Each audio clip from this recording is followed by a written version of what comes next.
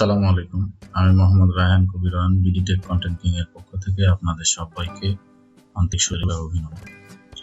বন্ধুরা, আমি আজকে স্পেশালি ভিডিওটি বানাচ্ছি যারা Dutch Bangla internet banking use করেন এবং 2FA টোকেন ইউজ করেন for fund transfer.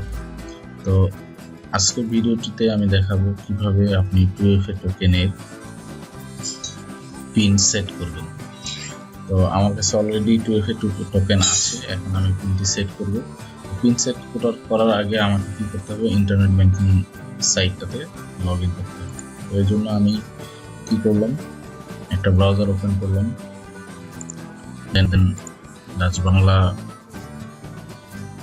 Internet banking এর সাইটে যাচ্ছি।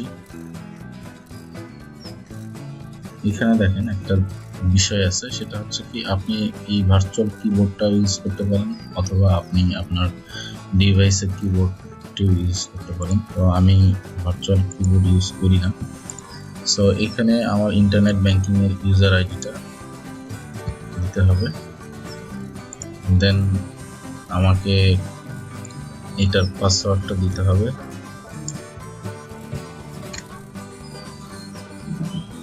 এই দেখেন আমার কিন্তু ইন্টারনেট ব্যাংকিং এর সাইটটাতে আমি অলরেডি লগ ইন করে ফেলেছি। সো এইটা হলো এটার ইন্টারফেস। এখন দেখেন এইখানে কিছু অপশন আছে, এই যে অপশনগুলো, এখান থেকে আপনি আপনার অ্যাকাউন্টের ডিটেলস এভরিথিং সব কিছুই পাবেন।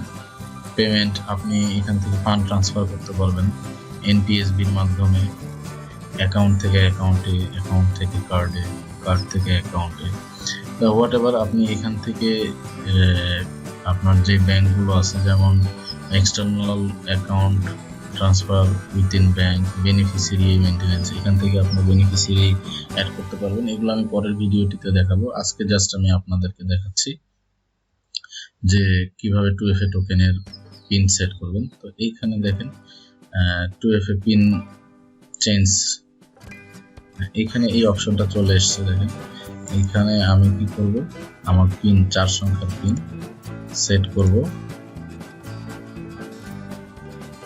এখানে দুইটা ইনস্ট্রাকশন আছে, ডেফিনেটলি আপনাকে এটা খুব ভালো করে করতে হবে।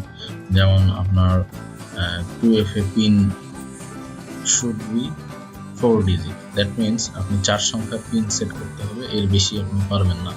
দেন সেকেন্ড ইনস্ট্রাকশন যেটা দেওয়া আছে, দেখেন the 2FA pin should be numberic only, that means আপনি শুধু নাম্বার ইউজ করতে পারবেন, এছাড়া কোনো অ্যালফাবেট ইউজ করতে পারবেন না বা কোনো ধরনের সিম্বল ইউজ করতে পারবেন না। সো আমি আমার পিন 4 সংখ্যার পিন দিয়ে দিচ্ছি। দেওয়ার পরে যে কাজটি করতে হবে, আপনাকে সাবমিটে যাইতে হবে। সাবমিটে যাওয়ার পরে এইখানে দেখেন পাসপোর্ট চাচ্ছে। তো পাসপোর্টটা হচ্ছে যে আপনার 2FA টোকেনে দেখবেন যে প্রতি 1 মিনিট পর 6 সংখ্যার একটা কোড চেঞ্জ হয়। এখানে 6 সংখ্যার একটা নাম্বার আছে, এটাকে পাসকোড বলা হয়। তো এইখান থেকে আমি পাসকোড দিয়ে দিচ্ছি। দেওয়ার পর আমাকে কি করতে হবে, সাবমিটে ক্লিক করতে হবে।